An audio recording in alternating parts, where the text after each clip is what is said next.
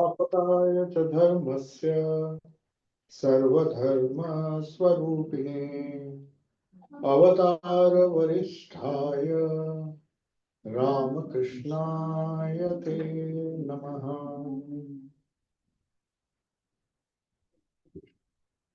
This particular stotra or composition was made by Sri Ramakrishna, by Swami Vivekananda on Sri Ramakrishna's birthday. One of the devotees of Sri Ramakrishna had a beautiful shrine made for Sri Ramakrishna. That was the first shrine, even before the other shrines or other temples were built in his honor. So spontaneously, Swami Vivekananda, who was invited to inaugurate or uh, uh, be present in that very important event, he spontaneously recited this verse, Sthapakaya cha dharmasya sarva dharma swarupine avatara varisthaya Ramakrishnaya te namaha. Now, everybody knows that for nearly 6 years, Swami Vivekananda was very skeptical, and though he was very religious, deeply meditative in nature, and had read all the philosophical texts of different religions, and also was a member of Brahmo Samaj when he first met Sri Ramakrishna.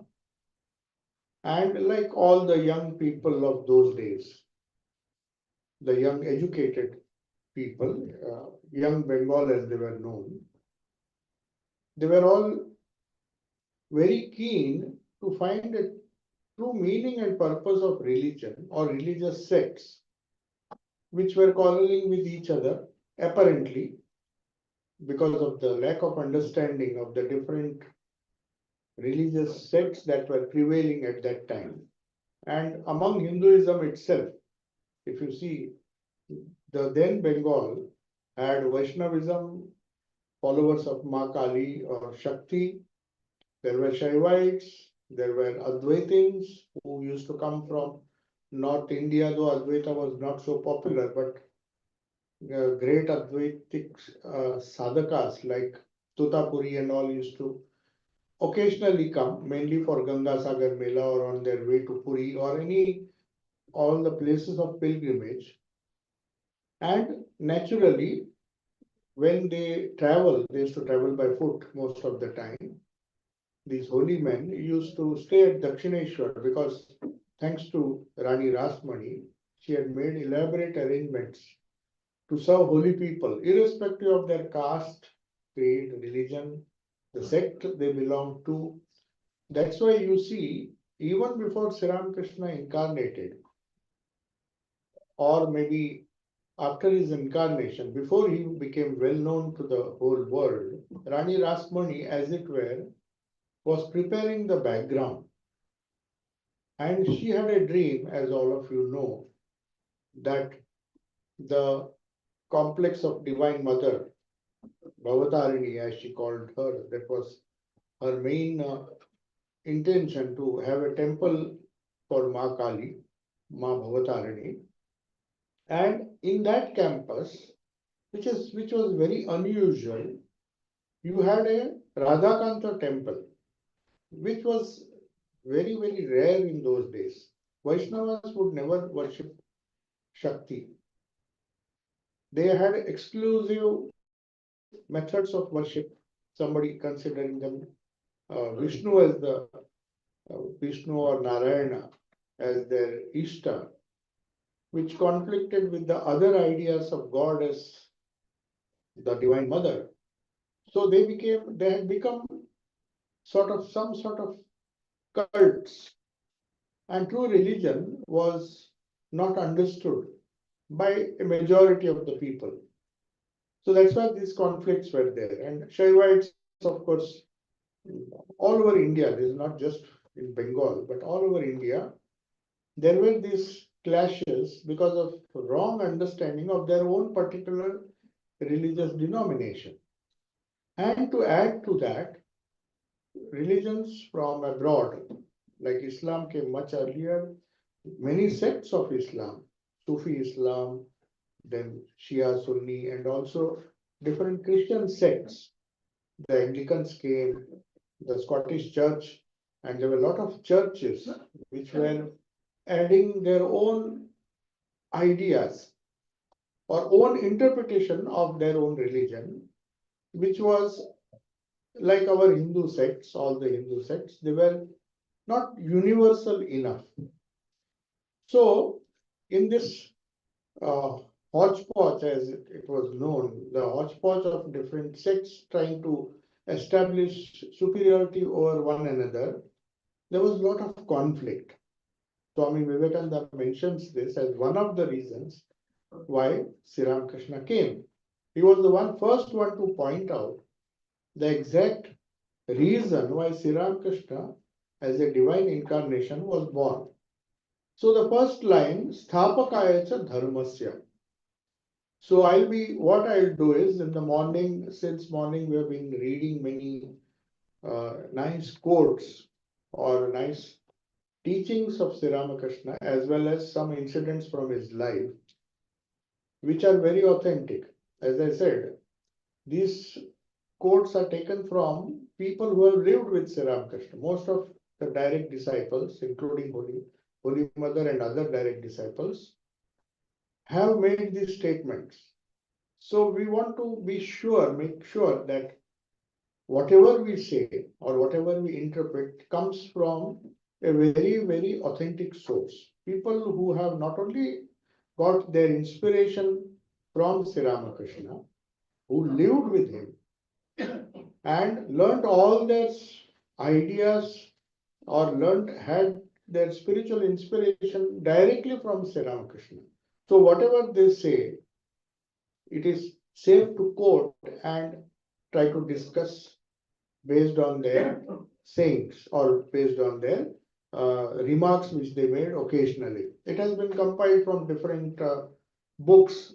The most authentic among them is Sri Ramakrishna, the Great Master, or Sri Ramakrishna Leela Prasanga, which was written by Swami Shardanand, just to avoid a wrong interpretation of Sri Ramakrishna's ideas, which was already taking place when he was alive. Many times you will find Sri Ramakrishna used to warn devotees or tell the devotees, this is not what I said. Even M, you will find in the Gospel, M recorded everything that Sri Ramakrishna spoke very faithfully, but sometimes maybe he used to ask certain questions and Sri Ramakrishna used to correct him. Among all the direct disciples, in fact, even Shivananda wanted to note down all the sayings.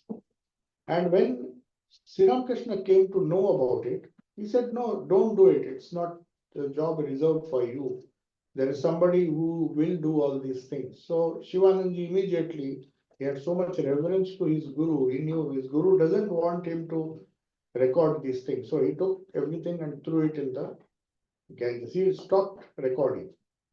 So only a few other direct disciples like Swami Brahmananda, who wrote the most authentic collection of sayings. There were other householder disciples like Ramchandra Datta and others who have published even during his lifetime Sri Ramakrishna sayings, and of course Keshav Chandra Sen in his Indian Mirror and other magazines, Brahmo magazines, he used to publish certain things.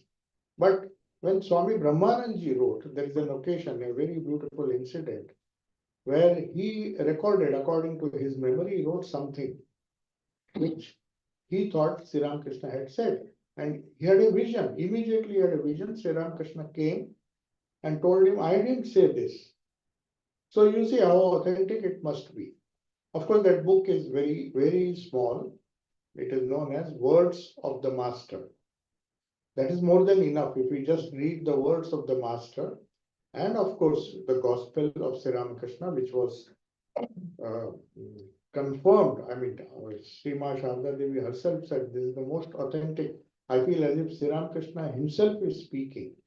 when she heard a few pages being read to her. And Master Mache made sure that she heard almost everything and all the other direct disciples. And even Swamiji said, "Yeah, I feel as if it's the master that is speaking. There's not a single extra word in the gospel." Similarly, the words of the master, because it was written by Swami Brahmananda, was the mind-born son, Manasputra, as he was popularly known, and a favorite disciple and the first president of the Ramakrishna order. When he wrote, Sri Ramakrishna himself came and edited and said, "See, I didn't say this." So you can be sure whatever is recorded here, whatever is collected here, has deep meaning. Maybe we may not understand it according to the thought process of Swami Brahmananda, Swami Sharadananda, Swami Vivekananda also, and the direct disciples, but definitely the words are very clear and there cannot be any doubt as to its authenticity. That's why I'm restricting myself to some of the quotes. Many of the quotes we heard in the morning, and as you all know, we have divided this celebration for several reasons. One of them is our insurance regulations, which do not permit more than a fixed number, and we don't want people to sit outside and not be part of the puja. So we are doing the same puja, same class, bhajans, everything twice, just so that you can sit comfortably and to take care of nearly 250 who have registered. One request is those who have registered, of course, most of them have informed if they have not come. But if for some reason you are unable to come, just if 2-3 days earlier, if you just inform, we can give the benefit so that people who want to really come are just late in registration. So many of them, though it was inconvenient, we requested them to come in the afternoon. They thought they'll be missing the main portion. They'll not be missing anything. In fact, the same pujas, everything will be repeated, just so that everybody can attend the celebration. We do not want to deprive. In other centers like Germany, it is difficult because they can't have this 2 times. So whoever comes, so 40 people register, the number of chairs, then they close the door. But we don't want to do it. We want as many people to attend as our regulations permit. So that's why we have these 2 sessions. And please remember, this will be the type of celebration that will take place for all the major celebrations here.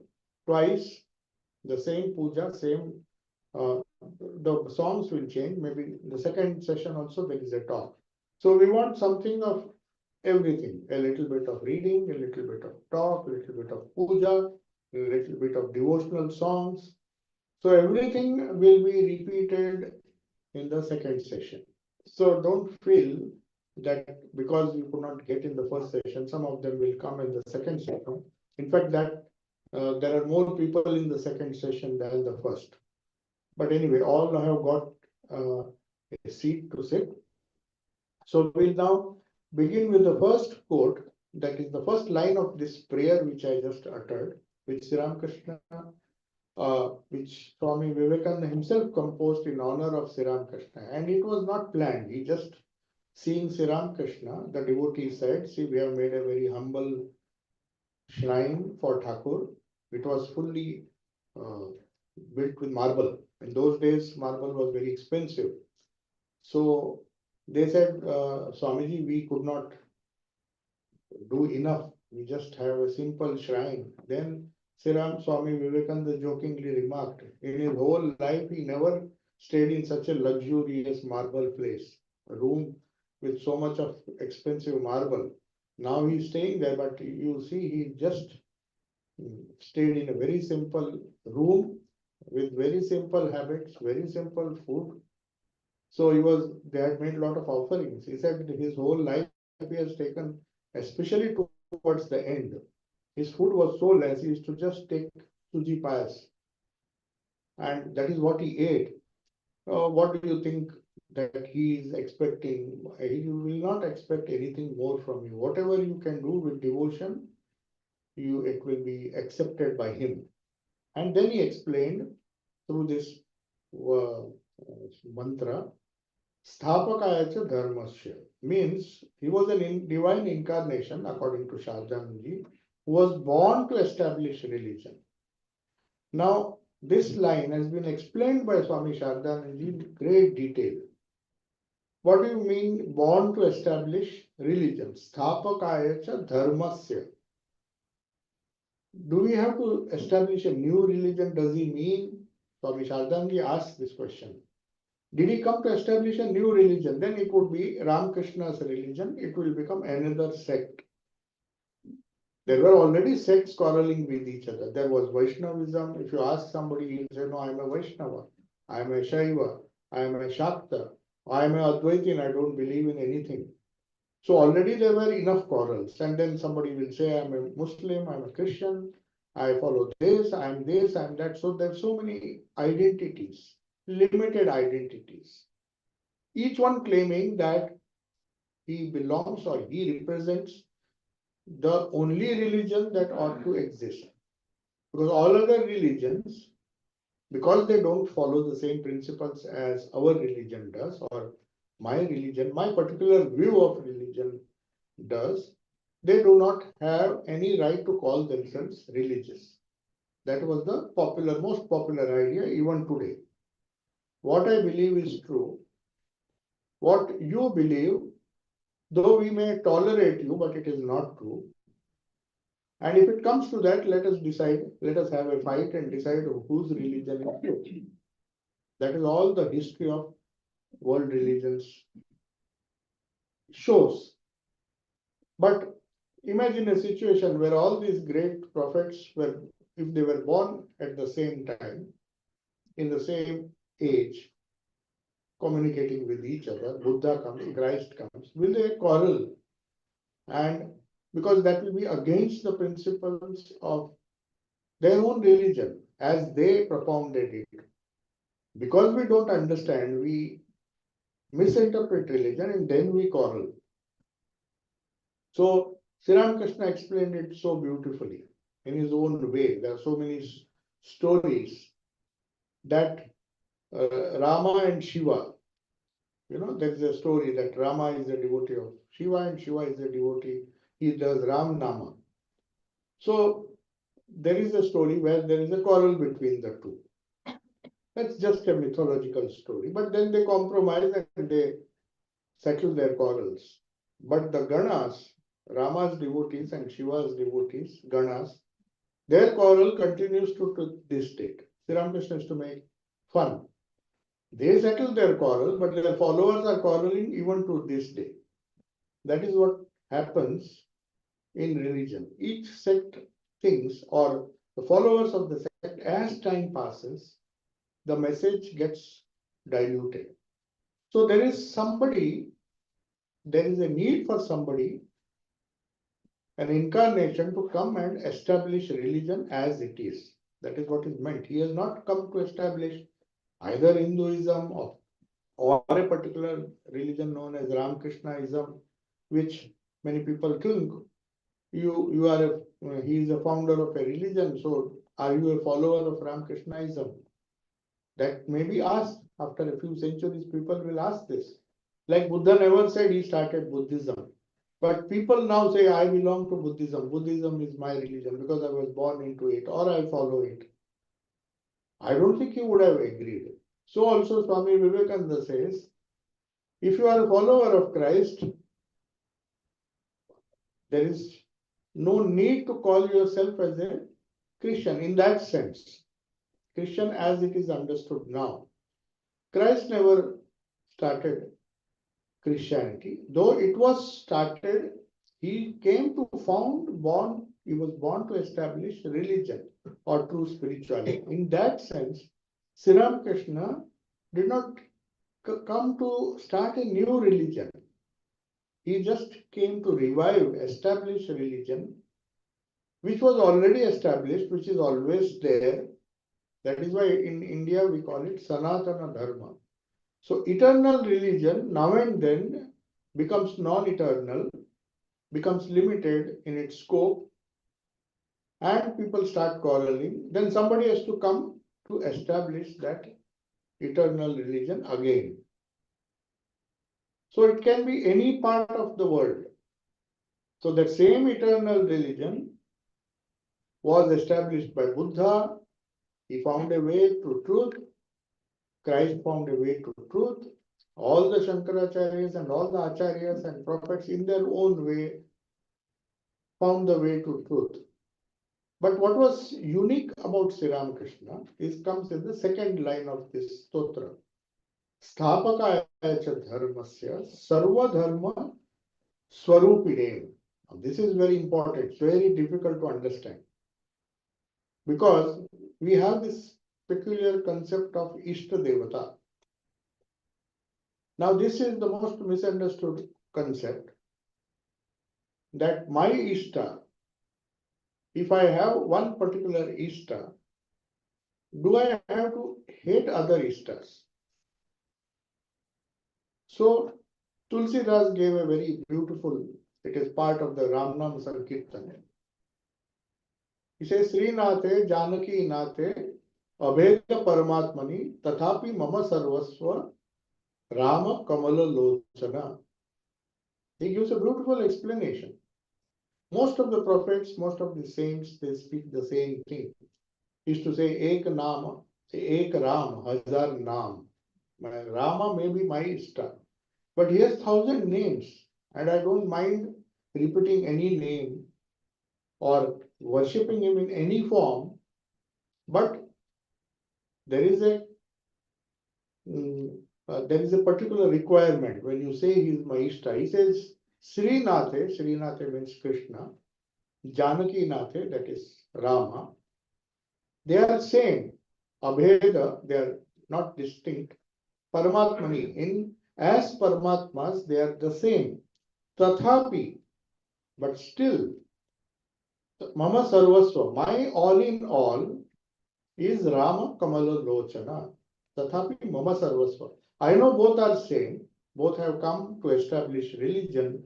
They are the embodiment of all religions, whichever age they come with a particular purpose to establish religion, just as Rama came to establish religion, Krishna also came to establish religion. But Tathapi Mama, my all in all is Rama Kamala Lochana, because that is my Ishta. But that doesn't mean that I hate or I don't believe in other gods. So this is the spirit with which Swami Vivekananda composed the second line, Sthapakaya cha dharmasya sarva dharma swarupine. He was the embodiment of all religions, all ideals, all avatars. This is something unique. Not that others did not emphasize it. No incarnation, if you see their biographies, whatever biographies are available, if you see, all of them were going after truth, but none of them told that other religions or other faiths or other things are wrong. Krishna, for example, in the Gita, he says even worshipping demigods means lesser gods who have some powers, like god of death, you have god of so many gods in India. That is the trend, that you have gods for everything. Lower gods, we call them deities. So whichever deity you worship with whatever purpose, ultimately all will come to me. That is one of the main themes of the Bhagavad Gita.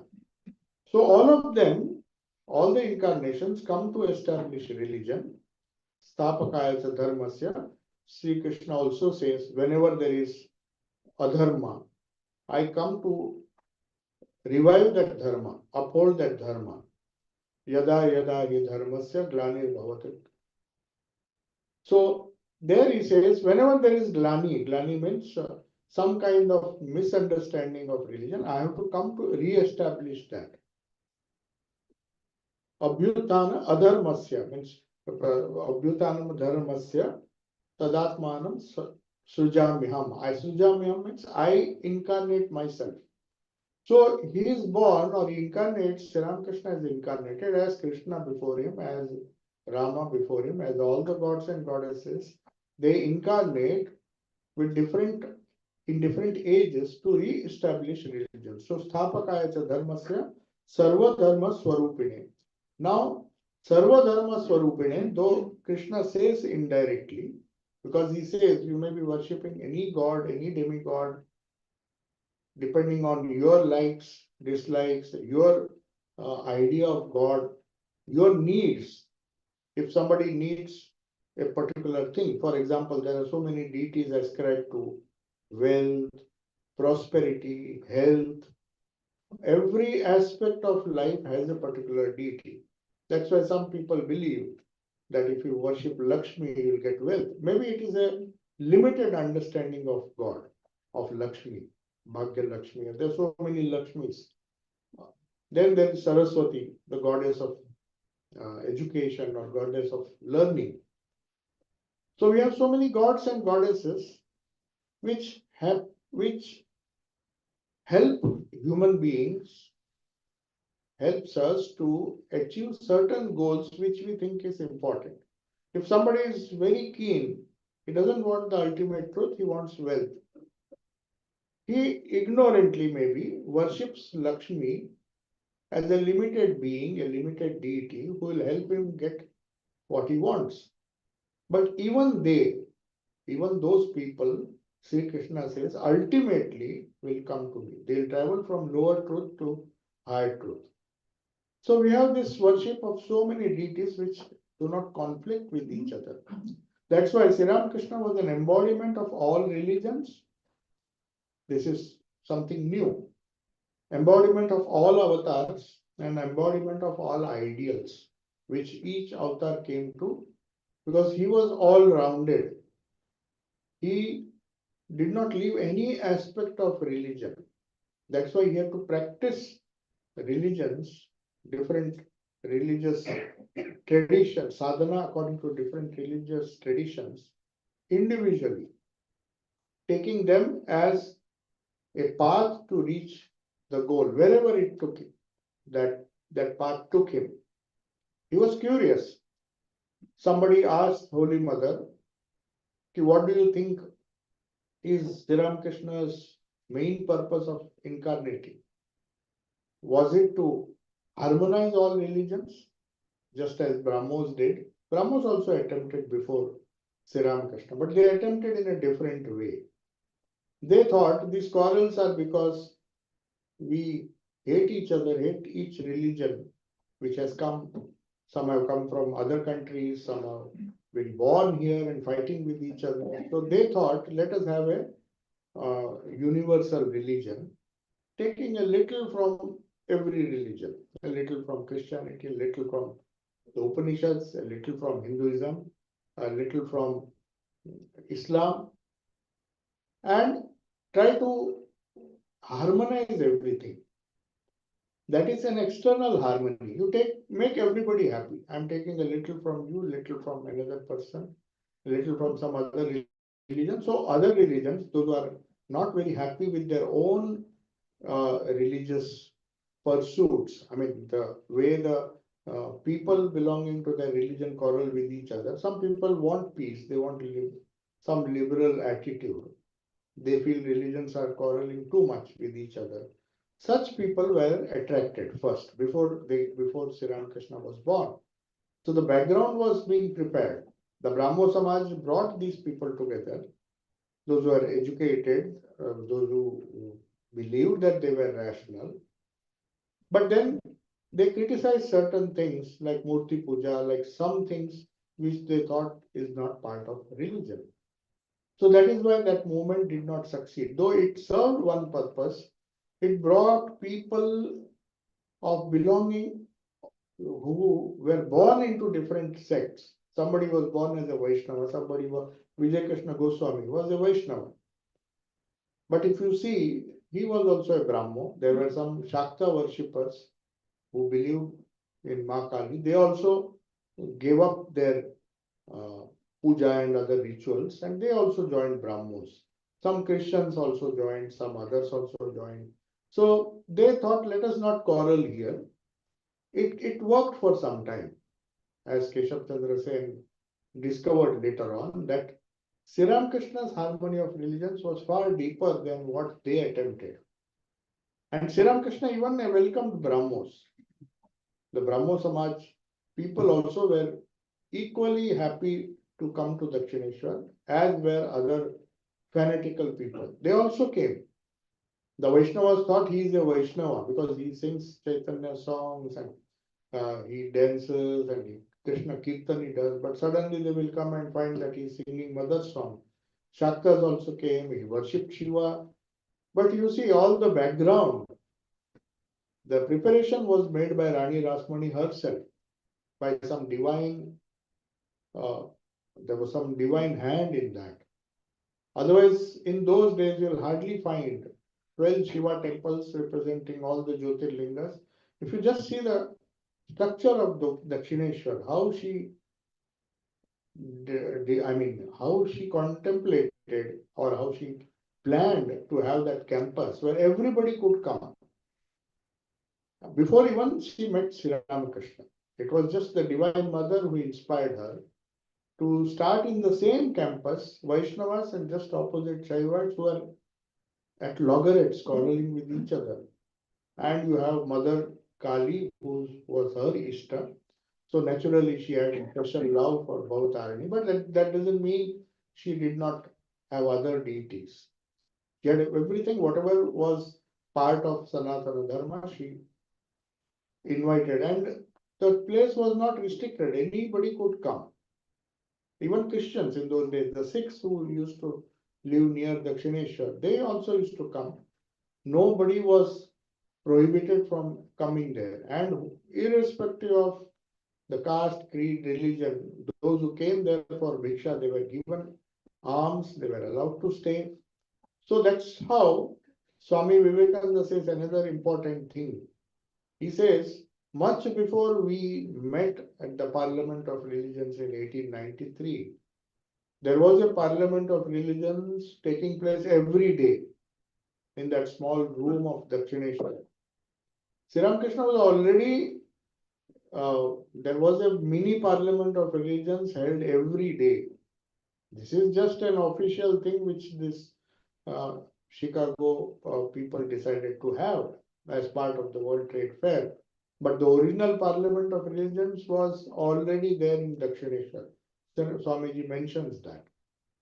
So when Holy Mother said that he did not come to have a harmony between different religions like the Brahmos did, then what was his purpose?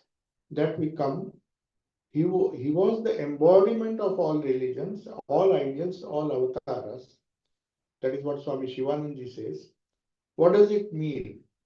She says he wanted to experience religious truths as different religions or different religious denominations who are existing in that country, who are existing in our country and also abroad, enjoyed or maybe used to realize that truth. So each one she uses a word that he was a spiritual glutton. Glutton in the sense when it comes to food, uh, those who are uh, those who really love food, those who are foodies, they would like to enjoy everything just for the sake of tasting varieties. So in the spiritual field, Holy Mother says he was like a spiritual glutton. He was not happy with one particular sadhana. He realized the highest just by worshipping Ma Kali. That was his first realization. But he said, why should I not realize God through other means? And let us see. Because he was so full of energy, so full of spiritual uh, energy, or the spiritual capacity was so much that within a few days he could realize the truths following different paths. That is what makes Sri Ramakrishna Avatara Varishta. Other avatars also came. They also spoke of harmony. Sri Krishna spoke. Rama also worshipped Shiva. If you see, before he also worshipped Durga before going to attack Lanka. He had his own spiritual sadhana, if you see. All these incarnations, though it is not so much emphasized, Sri Krishna also did sadhana. He also studied in Sandipani, and he had a guru who must have taught him the essentials of spiritual life. Just because they are incarnations, that doesn't mean they don't need to do sadhana. As Master Swami Shardanji says, they have a human side also. Avatara means coming down to the level of human beings. So he came to show through his own life that all ideals, all avatars, uh, whatever they preached, if you follow that method, you can reach the same goal. So that is why Sarva Dharma Swarupine, Sthapakaya cha Dharmasya, Sarva Dharma Swarupine, Avatara Varishtaya. So Avatara Varishta, it is because he did not restrict himself to one particular path. Jato mat tato path. As many paths, so many, as many faiths, so many paths. So you have a faith, you have a path. Just follow it and see it. If you are sincere, you reach the same goal. You reach to that path. So the different paths, though this idea was there, in fact, in the Shiva Mahimna Stotra, which Swami Vivekananda quoted in the Parliament of Religion, this idea was there. It's not that it's a new idea. Ekam Sat Vipra Bahuda Vadanti, that is what Rigveda says, the oldest Indian Hindu scripture, the Vedas.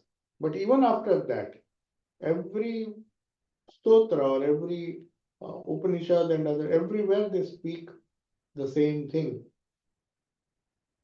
He says, as different rivers reach the same ocean, different paths, straight or crooked. There are some crooked paths also, which Sri Ramakrishna said, you should not criticize, because Swami Vivekananda was once criticized certain paths in Hinduism, but he just went on criticizing. And then Sri Ramakrishna patiently heard him, and then quietly said, who knows, there may be a backdoor path also. All paths may not be front door paths. I mean, they may not be straight. They may be crooked. They may follow a difficult route. But for some people, even that is a path. So that is how universal Sri Ramakrishna was. That is why they say, that's why he says he is Avatara Varishta. So he took all the different sadhakas, whoever came to him. Some were good, some were bad, or some were evil. That is why they say the greatest, one of the songs mentioned this in the morning. His greatest miracle, Sri Ramakrishna's greatest miracle, because every avatara, if you see, in their lives, there are a lot of miracles. Somebody bringing a person from dead, or somebody curing a disease, and people make such a big fuss. Though the incarnation never says, none of the incarnations give any importance, especially Buddha. Buddha never believed. Even if he did, so many people got transformed. But Buddha never believed in miracles. Even the Angulimala and great robbers changed by his mere words and touch. That is itself a miracle. But he never boasted. So also Sri Ramakrishna, according to Swami Vivekananda, he did the greatest miracle by transforming sinners into saints. That is very difficult to just make a dead person alive. It's just materialism. It is a spiritual power, no doubt. Patanjali speaks of different siddhis in the 3rd chapter. It is full of siddhis. Samyama or concentration, as one of the quotes read in just a few half an hour ago, there was a quote. It says, God can give you anything. Meditation can give you anything, whatever you want. That possibility is there. It can give you money, it can give you whatever, because any concentrated effort, that is the whole idea behind the Patanjali's Yoga Sutras. which is known as Samyama. So Patanjali says, though I would not advise you to follow this, but I have to tell you because it is scientific. And the benefits of meditation, lower meditation, can get you these things, can get you powers. If you see the samyama on different objects, of different thoughts, different meditations yield different results, which obviously are lower, but lower than the others. That is why Patanjali warns, says, all these powers I am telling you, any samyama, focus. A scientist, if he does samyama on a subject, he comes up with a discovery. There's nothing miraculous about that. But people think, oh, he's a great discoverer. That is because of the sanyama he has done on a particular truth. And he has just pursued it day after day, year after year. And we think it is a great discovery. But it is sanyama, which gives, or meditation on different objects, on different ideas, different thoughts, give you different powers, which are also gods. There's nothing wrong in that. But Patanjali gives a warning. He said, if it is used for this, then the higher purpose of meditation will be lost. The highest goal will be lost. So, all these people who came to Sri Ramakrishna, he gave only that which they really would be good for them. If you see, Girish came, so many people came, whom obviously no religion would say that he can be saved. According to some religions, he is a sinner. So it's only God's grace that can save him. So he has to just, but we saw Sri Ramakrishna's wonderful touch transformed him while he was alive. Not that he was saved on the day of the judgment or anything of that sort. He was saved, he was transformed under the very eyes of Sri Ramakrishna, and people saw it. So that is why Swami Girish Chandra Ghosh himself said that if you want to estimate or if you want to judge Sri Ramakrishna, don't judge him by seeing what he did, how he transformed Vivekananda. There's nothing great about Sri Ramakrishna making a Vivekananda because he was already spiritual when he came to Sri Ramakrishna. He was full of spiritual potential. But if you want to see the greatness of Sri Ramakrishna, you look at me or my life. That is what Girish Ghosh says. That is the greatest miracle. To uplift a person, changing all the samskaras of several births and transforming him, that was the real achievement of Sri Ramakrishna. That's why Holy Mother says, he did not come specifically to have harmony or have some kind of harmony of religions. But as a byproduct, because of his sadhana, now people have faith.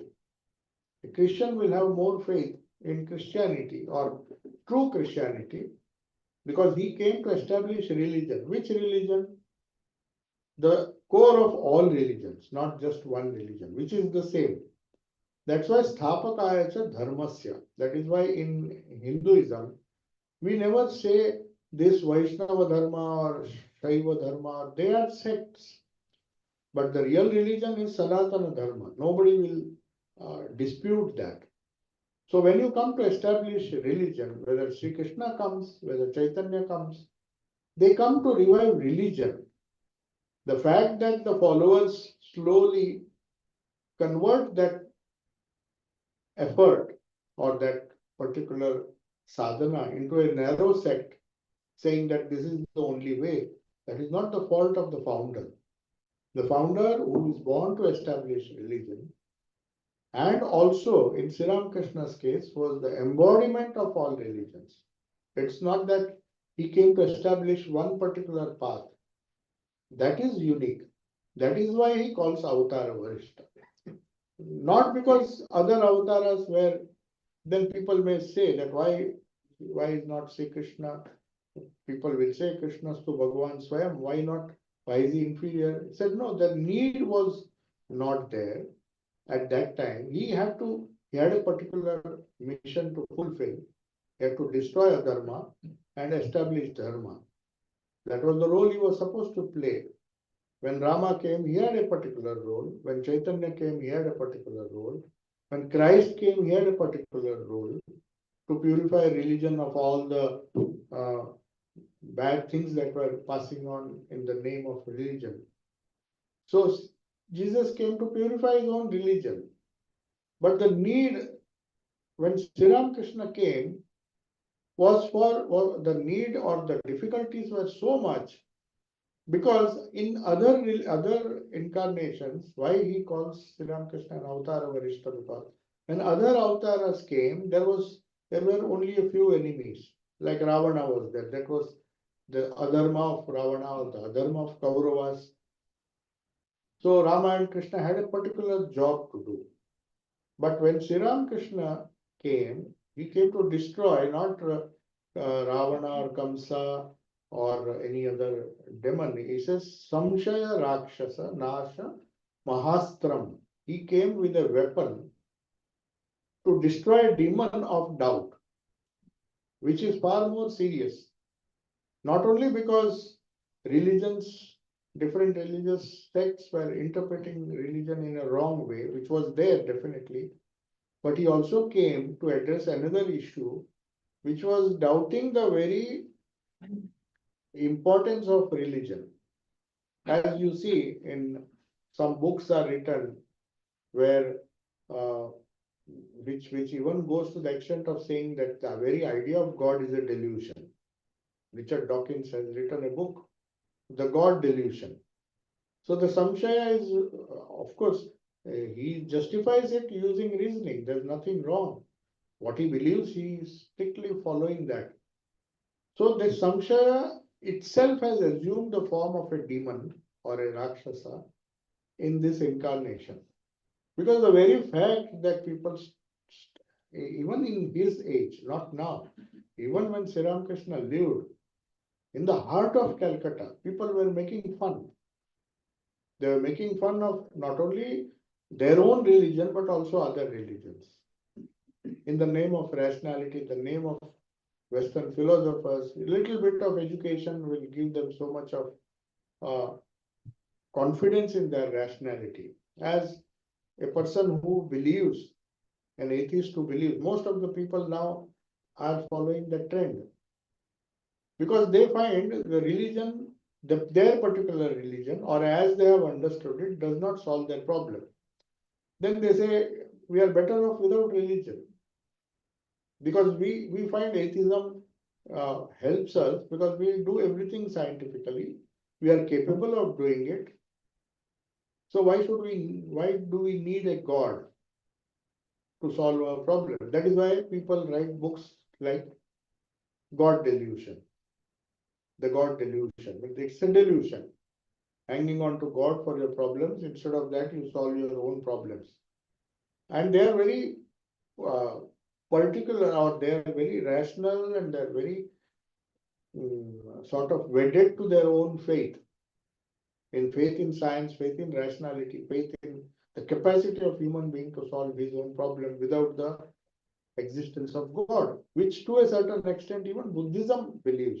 If you ask a very staunch Buddhist, he will say we don't need God. We just believe, but they believe in karma theory. He said we have created this bad karma. The jiva has created a bad karma because of his actions. So right actions will cancel the bad karma, and through meditation and through the eightfold path, we can nullify that bad karma. And so where is the need for God to do that? It is our problem we have created. We take the responsibility. So in a way, Buddhism also supports some kind of atheism. They say there is no need for a God because you are the maker of your own destiny. You have made your destiny by your evil actions or by your bad actions, which according to them, because they believe in the past karma of past lives, it has been carried forward. Now I will show you the path. And it was a very rational path which appealed to a lot of people, even today. It's a very rational path. You don't have to start with any belief in any God.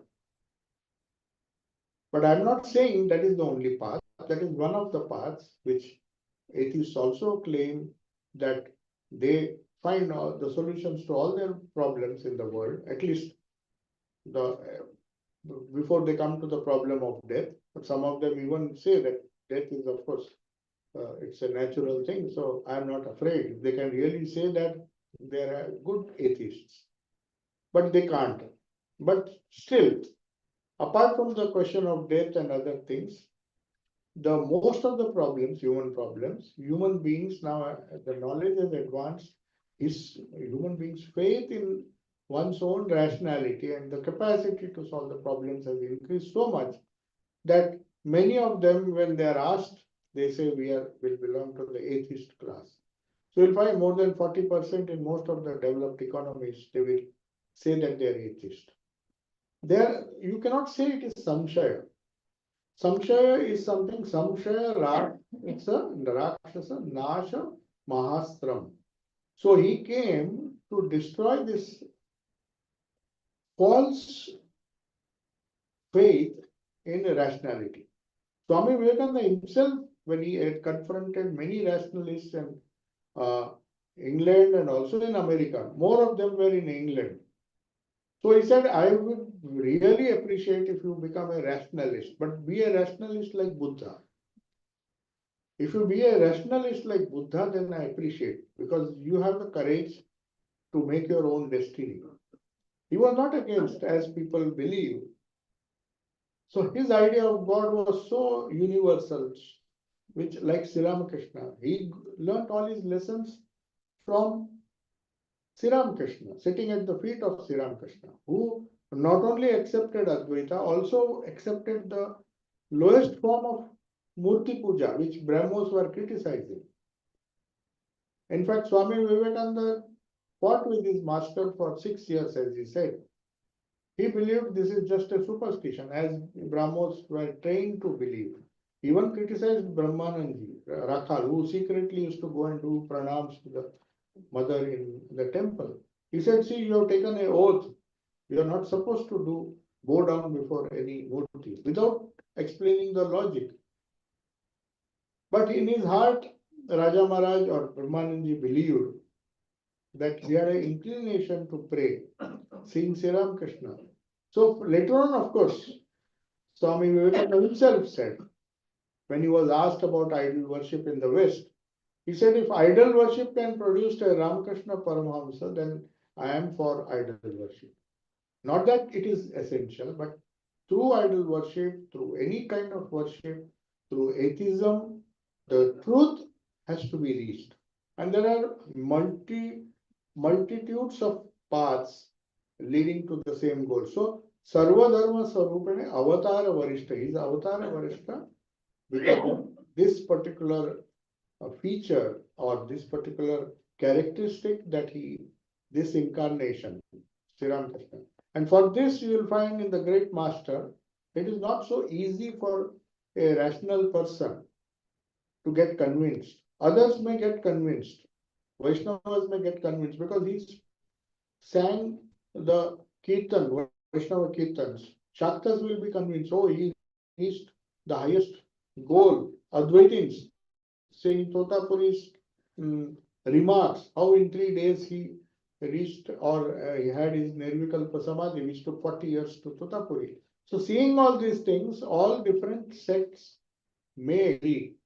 Yes, he has shown that different paths through his own life, and also Sufi Islam, he practiced Govind Rai, his guru. So he even followed exactly how the Sufis worship their God. He even refused to go to Hindu temples and do Murti Puja, because that is the requirement of their faith. He was true to that faith also. And he showed that ultimately the goal is the same. But at the same time, he had few disciples like Mahendralal Sarkar, who was a doctor and was a hardcore atheist. He says, I come to Sri Ramakrishna because he is a nice person, very simple person. He liked his nature and he came as a doctor. But he disagreed with all the disciples, including Vivekananda, saying that you are spoiling this person by saying he's a guru and all. He's such an innocent, nice person. I don't believe in all what Even he tells. And Sri Ramakrishna never criticized him. He was so kind to him, and he allowed him to even remain an atheist. In fact, he started Indian Association for Cultivation of Sciences just to just to nullify the effect of different religions, which he thought was harming society. His firm belief was this Indian Association where Jagdish Chandra Bose and all these great scientists worked. His main intention, and he left a lot of money.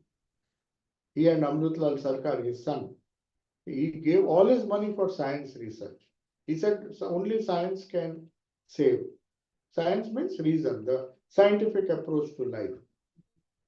So he was an atheist, a confirmed atheist, openly used to tell Sri Ramakrishna, but not once did Sri Ramakrishna criticize him. He accepted him.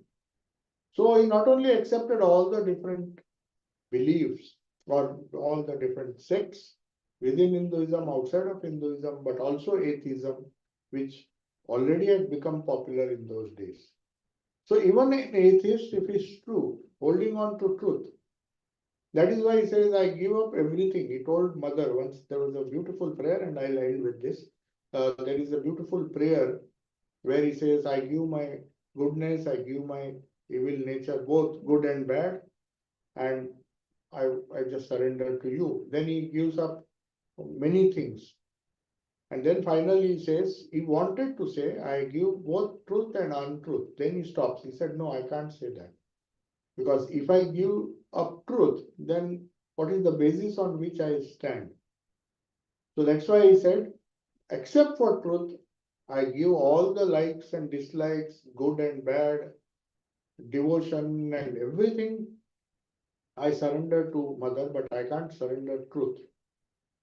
Even to my dearest Ishta, I can't surrender, because truth is that which supports all the different sects of the world, all the different religions of the world, and also it supports the atheist. That's why Swamiji says, if an atheist or a rational person holds on to truth, nothing but truth. But there is a danger, because many times the scientific community, as another book by, there is another book written on the science delusion, just to counter the God delusion. He says science, if it is strict to the rational principles and holds on to truth in spite of all the efforts, but this Rupert Sheldrake, he wrote a book trying to counter. He's a scientist, so he wanted to show that just as God, the idea of God has delusions because we have not understood the concept of God. Similarly, the idea of rationality, the idea of science, the scientific method, they also, the great scientists also have some delusions which they cannot answer. So that is why he wrote a book, Science Delusion. That is what Sri Ramakrishna also believed, that science also cannot say that we are the only people who are going after truth, and say that this Murti Puja, those who are doing idol worship, are not going after truth. So a person, a Vaishnava can go after truth, a Shakta can go after truth, a non-believer can go after truth.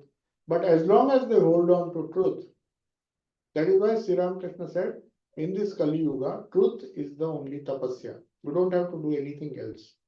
Just holding on to truth. Truth means the higher truth. Truth that there is the changing universe, which is also known as Maya or Prakriti or Shakti. Everything that is changing, because it is non-eternal, cannot be truth. It is true now, but in a few moments it vanishes. The scientific theories are true now, but some other scientist comes and destroys that theory and a new theory comes. So also different religious modes of sadhana. Somebody says it is true now, some other incarnation comes and shows this is. So we travel from lower truth to higher truth till we reach the ultimate truth, which says that the changeless alone. There's a beautiful book by, and I conclude with this, by Gurudas Maharaj, who is also known as Swami Atulananda, who was a Dutch monk. who spent his last days.